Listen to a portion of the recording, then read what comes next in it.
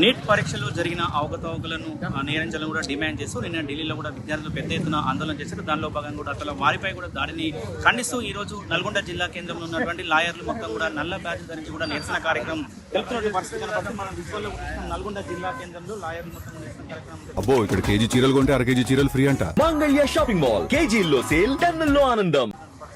ఏంటి నీట్ పరీక్షలు కూడా అక్రమాలు ఏ విధంగా జరిగాయి, వాటిలో ఎలాంటి ప్రభావితం చేయబోతుంది రామచంద్ర నిరసన ప్రయత్నం చేద్దాం. సార్ చెప్పండి, మొత్తం కూడా ఈరోజు నిరసన కార్యక్రమం చేపడుతున్నారు, దీని ఉద్దేశం ఏంటి సార్?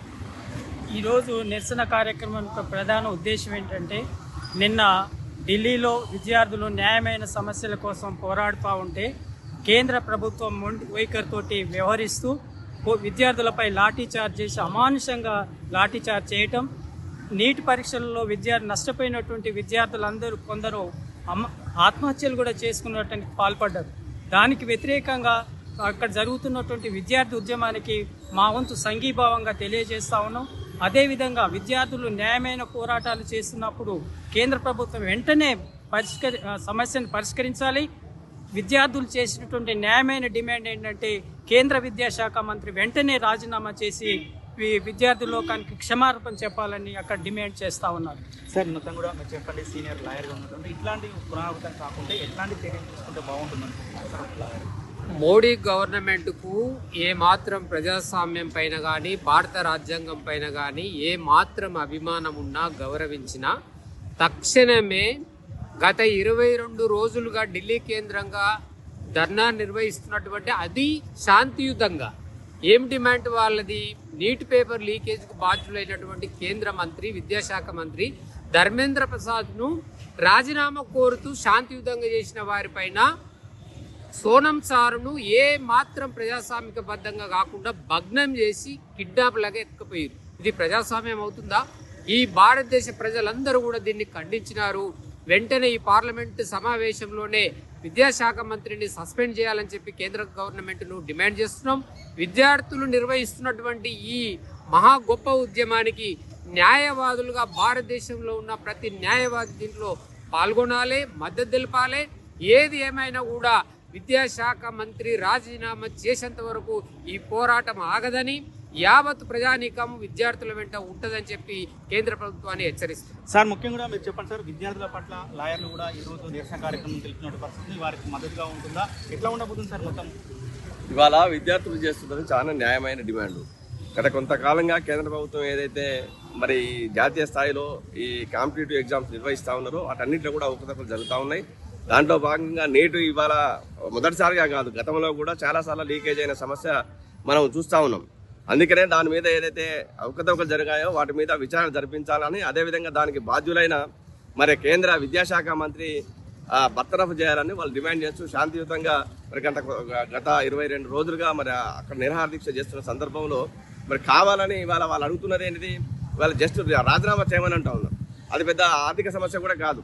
అయినప్పటికీ కూడా కేంద్ర ప్రభుత్వం దాని పట్ల స్పందించకుండా ఇవాళ ఎదురుగా ఏదైతే శాంతియుతంగా ప్రదర్శన చేస్తూ ఉన్నారో మరి వారి విద్యార్థుల మీద నిన్న పాశవికంగా దాడి చేసి దమనకాండాన్ని కొనసాగించి మరి ఎక్కడికక్కడి లాఠీ చార్జీలు చేసి మరి వాళ్ళందరినీ కూడా మరి విధ్వంసకర కార్యక్రమాలు సృష్టించిన పరిస్థితి మనం కేంద్ర ప్రభుత్వం వైఖరిని చూస్తూ ఉన్నాం. ఇప్పటికైనా కేంద్ర ప్రభుత్వం ఆలోచన చేసుకోవాలి. ఇవాళ ఏదైనా విద్యార్థుల జీవితాలతో చెలగాట మాడకుండా ఇవాళ వారు ఏదైతే న్యాయమైన డిమాండ్లను ముందుకు తీసుకొచ్చారో మరి ఆ సమస్యల పరిష్కారం కోసం ఖచ్చితంగా మరి వెంటనే ఆలోచన చేయాలి. ఏ మాత్రం ఏదైతే ప్రజాస్వామ్యం గురించి పెద్ద ఎత్తున ఇవాళ కేంద్ర ప్రభుత్వం చేస్తూ ఉన్నదో, ప్రజాస్వామిక విలువలతోటి మేము ముందుకు కొనసాగుతున్నామని చెప్తా ఉన్నదో మరి వాటిని పునర్నిర్మించాలి. ఇలా డాక్టర్ బిఆర్ అంబేద్కర్ ఏదైతే రాజ్యాంగం రచించాడో రాజ్యాంగాన్ని ఉన్నత దిశలో ముందుకు కొనసాగించాలంటే మరి ఆ విలువలకు కట్టుబడి ఖచ్చితంగా వారి డిమాండ్లను పరిష్కరించాలని న్యాయవాదులుగా ఇవాళ మేమందరం కూడా డిమాండ్ చేస్తూ ఉన్నాం. రాబోయే కాలంలో కూడా కేంద్ర ప్రభుత్వం ఏదైనా ప్రజా వ్యతిరేక విధానాలు అవలంబించినట్టయితే ఖచ్చితంగా మేమందరం కూడా ముందు వరుసలో ఉండి మా బాధ్యతగా మేము మా కార్యక్రమాలు నిర్వహిస్తామని కూడా ఈ సందర్భంగా వారికి తెలియజేస్తా ఉన్నాం. సార్ ముఖ్యంగా కూడా విద్యార్థుల తల్లిదండ్రులు నీటి పరీక్ష రాష్ట్రంలో చాలా ఆందోళనకరంగా ఉన్నటువంటి పరిస్థితి కనపడుతుంది. ముఖ్యంగా కూడా ఇలాంటి తప్పులు జరగకుండా ఉండాలంటే ఏం చేస్తే బాగుంటుంది అనుకుంటున్నారు? ఇవాళ దేశంలో దాదాపు 60-70 లక్షల పైన మంది విద్యార్థులు గత సంవత్సరం నీటి పరీక్షలు రాస్తా ఉన్నారు. ఎంతో కష్టపడి తెల్లవాళ్ళు బాగా కష్టపడి చదివి పరీక్షలు రాస్తారు. కేంద్ర ప్రభుత్వ కనీస బాధ్యత ఏంటంటే పరీక్షలలో కుంభకోణాలు కానీ లీకేజీలు కానీ ఉండకూడదు. చివరికి ఏమైంది, అది పేపర్ లీక్ అయింది. ఎవరి ద్వారా లీక్ అయింది? ఏదైతే పేపర్ తయారు చేస్తారో ఆ కమిటీ సభ్యులు ఎవరైతే ఉన్నారో వారి ఇంటి దగ్గర అందరిని పిలుచుకొని పేపర్ లీకేజ్ చేశారు. ఇంతకంటే దుర్మార్గం ఒకటి ఉన్నది. దాని అర్థం ఏంటంటే ఇవాళ లక్షలాది మంది ఇండియాలో ఈ పిల్లల ఈ కుటుంబాలకు అది సంబంధించిన సమస్య. అది ఎంతో కష్టపడి చదివితే నువ్వు లీకేజ్ చేస్తే వాళ్ళ భవిష్యత్తుకు అది ప్రభావం చేసే సమస్య. కాబట్టి ఇవాళ సాధారణంగా ఈ ఉద్యమం ఏం డిమాండ్ చేస్తుంది? కేంద్ర విద్యాశాఖ మంత్రి తక్షణమే రాజీనామా చేయాలంటుంది. ఎందుకంటుంది? ఇది మన దేశ సాంప్రదాయంలో ఉన్నది.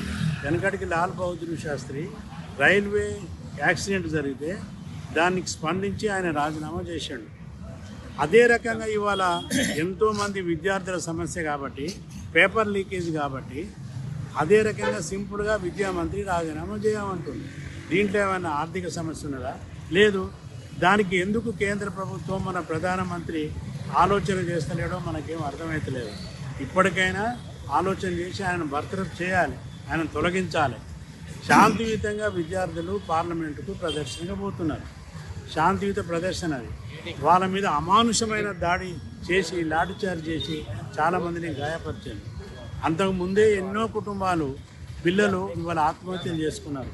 వాళ్ళకు నష్టపరిహారం అడుగుతా ఉన్నారు. ₹1 కోటి ఏమంటారు ఒక్కో కుటుంబానికి. ఆ రకంగా దాన్ని పరిష్కారం చేయాలి. వాళ్ళ బాధ్యత, మన ప్రధానమంత్రి బాధ్యత. ఆయన ప్రతిరోజు విదేశాలు తిరిగి వస్తూ ఉంటాడు, ఏదో చెప్తూ ఉంటాడు మాటలు.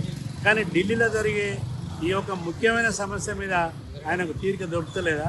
ఈయన పిలుచుకొని మాట్లాడవచ్చు కదా, ఏం జరిగిందో తెలుసుకోవచ్చు కదా. ఆ విద్యామంత్రిని దించేసి మీరే పెట్టుకోండి, మీ పార్టీ వాళ్ళనే వేరే విద్యామంత్రిని పెట్టుకోండి. వద్దంటలేవు ఎవరు కూడా. దానికి ఎందుకు మీరు ఆలోచిస్తున్నారు, ఎందుకు చేస్తలేరు అని వాళ్ళ ఉద్యమం అడుగుతూ ఉన్నాయి. కాబట్టి ఇప్పటికైనా స్పందించండి. నల్గొండ న్యాయవాదులు సంపూర్ణంగా ఉద్యమానికి మద్దతు చెప్తా ఉన్నాం. వాళ్ళ మీద పెట్టిన కేసులు కూడా విరమించుకోవాలని డిమాండ్ చేస్తూ ఉన్నాం. నష్టపరిహారం డిమాండ్ చేస్తూ ఉన్నాం. విద్యామంత్రి రాజీనామా చేయాలని కూడా డిమాండ్ చేస్తాం. సార్ ముఖ్యంగా కూడా మీరు చెప్పండి అన్న, ముఖ్యంగా నీట్ పరీక్షలు కూడా అర్థంలో జరిగింది. దీన్ని కూడా చదివించాలని చెప్తున్న కేంద్ర మంత్రి కూడా రాజీనామా చేయాలంటే కూడా ఇట్లా దాడులు చేయవలసిన పరిస్థితి కనబడుతుంది. ఎట్లా చూడొచ్చన్న మొత్తం దీన్ని?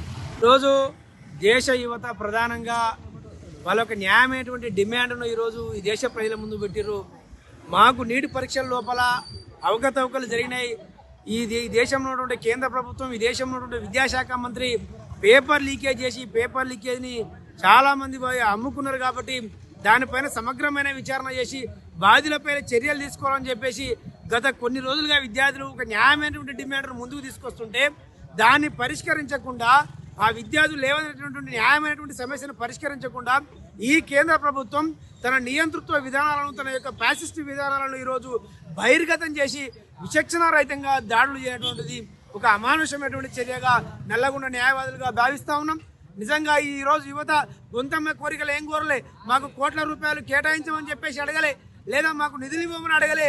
మేము నిజాయితీగా మేము చాలా అద్భుతంగా పరీక్షలు ప్రిపేర్ అయ్యి పరీక్షలు రాసినాం.